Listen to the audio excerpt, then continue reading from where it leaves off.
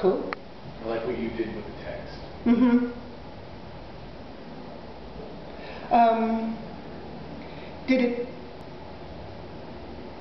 Could you see what was happening? Was it clear where I was coming from, or? Where there was definitely there's some kind of preview. You entered full into the situation. So you put on the apron.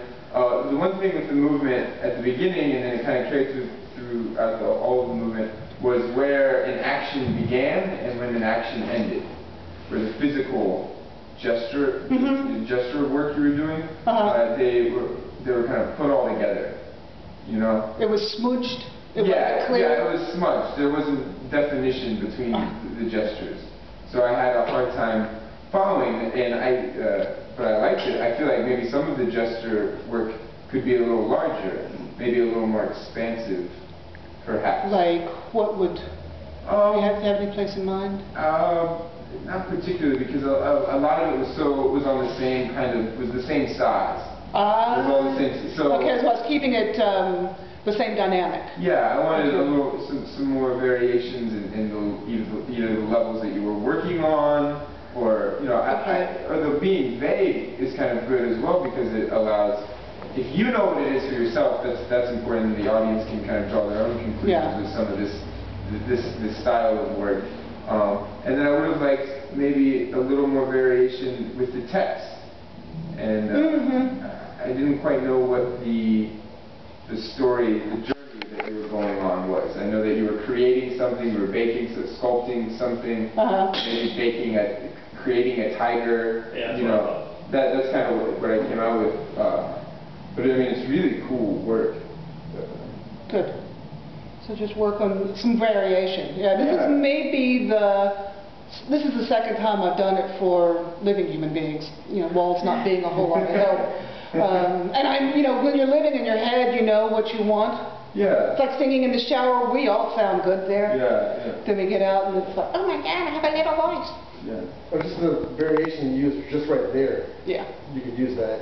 Yeah. Yeah. Levels of dialogue are a big thing. There's private, which is maybe between you and someone in close quarters. There's a secret that you might share. There's public.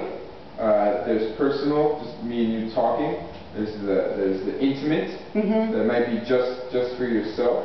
There's between you and God. Right. Or am I God? Or you're that too. Whatever.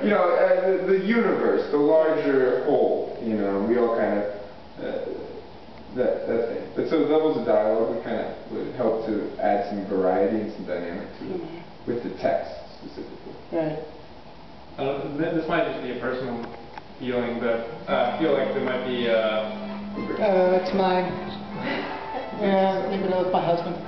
He can deal. There just might be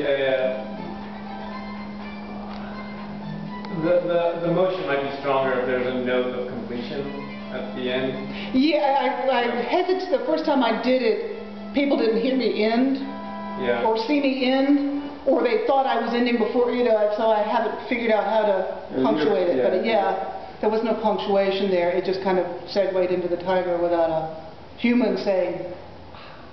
Yeah, I think the breadth of transition into the tiger would help. And then it's fine if you're kind of leaving as the tiger.